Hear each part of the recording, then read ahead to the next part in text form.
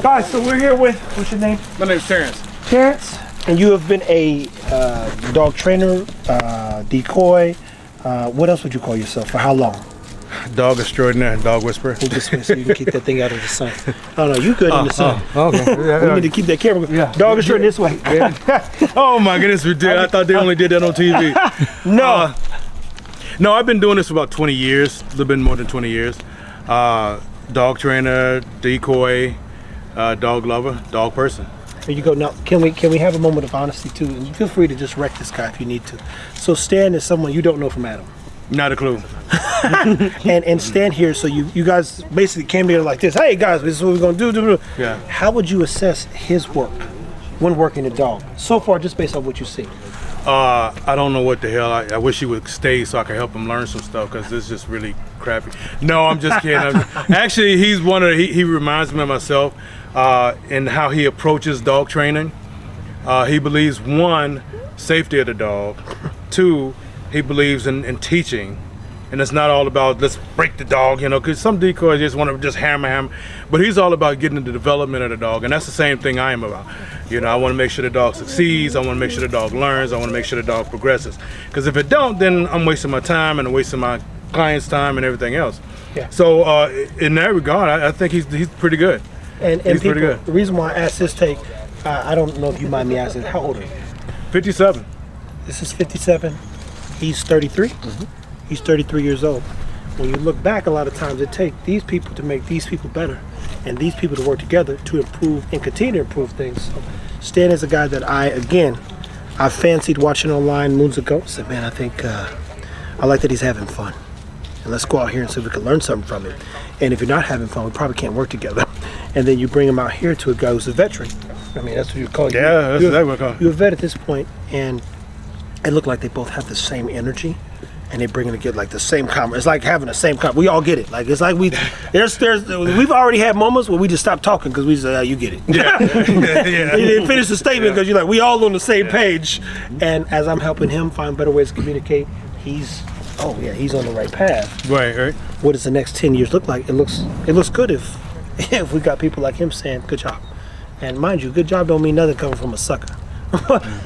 But it does mean something when someone literally get in the suit at 57 years old and get their leg chewed up. So we're gonna work. Hey, my man, Dean. Sir. Dean, real quick. Dean, you bred. This is a bulldog, right? American Old English Bulldog. Old English Bulldog, Ronin. Old English Bulldog. I don't know what that means. Okay, but what was the purpose and intent of this breeding for you? Because Stan is like, yo, I like that 3 month. A lot of times Stan says he like a dog. I'm like, well, let's get him on film. Yeah. Let's get him on film. What was the purpose and intent of the breeding? Well, a large part of it was to bring in a little outside influence, a little unique blood to what I've been working with for the last 10 years. Yeah. And that having a little bit more, tenacity to it. And I found it. I found the guy and, reached out and bred to a stud outside of my program. And, yeah. How hard is that for somebody who's been doing it for so long to reach out and say, hey, I'd love to use your boy? Man, I'm pretty low key most of the time, but You sound like it. This dude he like he should be in Cali somewhere. He's like, hey man, what's going on? You guys are good? Take it easy, man. I feel like no pressure. But I feel like there's always something I can learn from somebody else. You know what I mean? And at the same time, I'd rather breed to the best stud out there than just stay within my own circle forever. You know what I mean? Oh, absolutely. Is there anything that you were looking for specifically in this stud? Because, on my end, I'm like, he got to be able to walk at least 2 miles. That could be something very simple in the American Bully, but how many American Bullies can walk 2 miles? There's a lot that can. Yeah. But if he can't walk 2 miles, it's nothing for us to talk about. Yeah. You're right. I mean, I think a lot of it was about drive. My dogs breathe pretty well. They have pretty open nerves. They're all, I would say, all capable of walking 2 miles, which is pretty regular. Yeah. But just the drive really was the main thing. And I personally wanted to get to a point where I worked one of my dogs in protection. I haven't ever accomplished that yet. Oh, and so this isn't accomplished. To have a 3-month-old potentially that could go into a home like this. Yeah. that has the potential to escalate whatever I could do with it wouldn't be the same. Yeah. You know what I mean? That makes sense. So that was a big goal. I mean, it really just kind of fell in place in a great way. Good, guys. So we're gonna see the 3-month-old do some work. I'm gonna have him break it down, and him break it down what he's seeing. He told me he was excited. He said, "Hey, can we go and get the footage of this?" I said, "Absolutely, let's go. We got some time. We've got some time. So let's not waste it." There you go. There you go. His drive. Yeah. I like the idea that he is not shying away. He's not tenacious, but his tenacity. He's still biting, you know, even though the closeness doesn't bother him. So he's just right back at it. Because some dogs, if they don't have the correct balance or a nerve issue, that closeness will freak them out and they get like, ah. But see, he still wants to be in there, even with the camera down there with him. Yeah, and again, I tell people all the time. Yeah. As I just told you earlier, like, we get cameras and everything in front of their faces as early as possible. Yeah, yeah. We have cap guns, things that we haven't. I know you don't see, but we don't put a lot of stuff online because you say, well, yeah. How that dog get so confident? Peter be calling you up. I'm applying pressure. I mean, real pressure, buddy. Yeah. I tell you, he'll walk through a fence. I mean it. Yeah. But see, here's something, and this is what I really like about him, is the physical contact. He's touching them. He's putting his hands all on them. And people don't understand this all that movement, that sensation for a puppy, it'll freak them out. Especially when you go over a dog's head, it's like, oh. Facts. So the fact that he's still in there with the bite.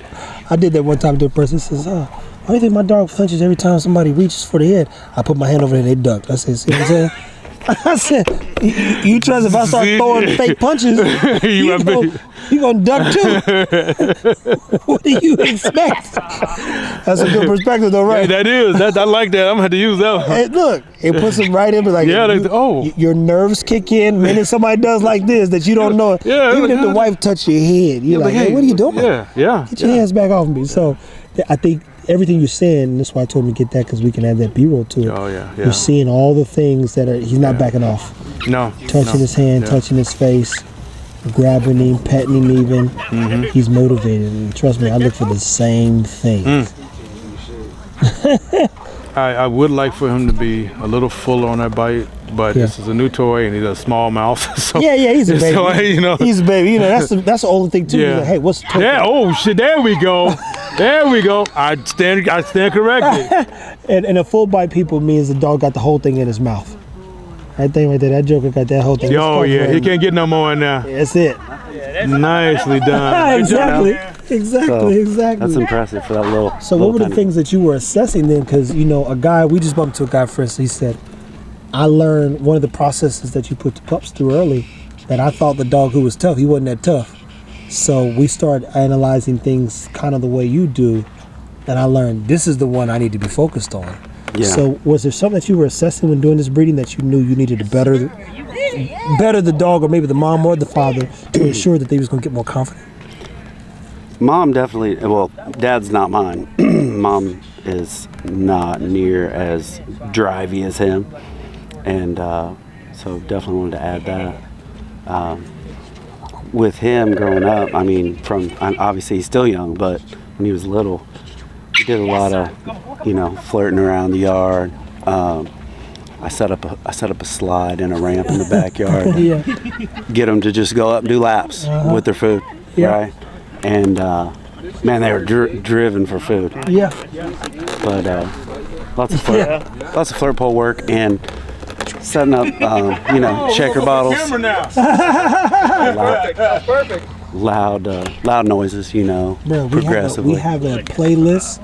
With Thunder, Call of Duty. You put that thing over 8 hours every time you leave the house.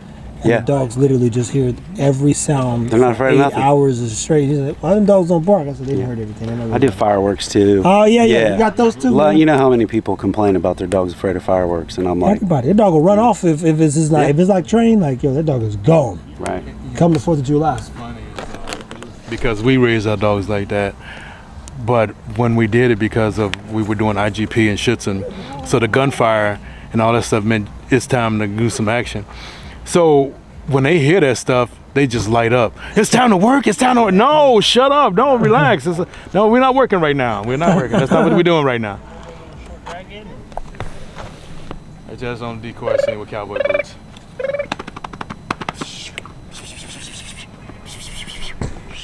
confident, holding his head up, with a full mouth. Guys, so what we just witnessed is a 3-month-old pup. Poetry in motion. Poetry in motion. So what are the things that you say you look for when you are assessing something this early? I just want to see how far he will go right off the bat. They said they literally just got this dog today. They've never done very much with him. He took the whip, didn't spook him, full mouth bite. He started out just holding on, but at the end of it, he realized the pushing in, getting that better mouth bite helped him win. So it's a very confident dog. He's willing to go chase down stuff. That's a nice dog.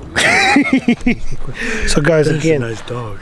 Stan got pretty excited about this 3-month-old bulldog, and we look for a lot of things, and the one thing we're always identifying is confidence. Confidence, in my opinion, is one of the most attractive things on a person, and it's super attractive when you start talking about a dog. So to see a 3-month-old puppy that aggravated, in a sense, in a good way, you go, wow, there's an opportunity here to like watch this dog progress. And it's a journey, to say the least. But when you do see a dog that you want to improve, you go, man, let's go have some fun. Because that's what, I mean, it's like this, we do dogs. So if we find a dog we like, let's keep that dog going. Appreciate everybody's perspective. Good. The breeder gave you some insight. Guys who've been doing it for 20 plus years gave you some insight. Stan gave you some insight. Hopefully in this episode, it inspires you to go out and do more with your dog. And even when you're thinking about breeding better dogs to get more out of them. I said this before. Those who have kids, one of the things people who have kids do is they look for things, programs to put their kids in to be better. I don't know why people get a dog and put it in home and think the dog's supposed to just be a good dog. That is not how it works. 9 out of 10 dogs were born, they were bred for a purpose, and they identify as sporting, non-sporting, working, non-working, so forth and so on. Stay tuned, take care of your dog. Stan, thank you so much, and thanks to everybody else who participated in educating us and just having a good time. If you are getting a working dog, confidence is key. Don't care about the bite too much. Build that dog's confidence, and they will do anything for you. Take care of your dog.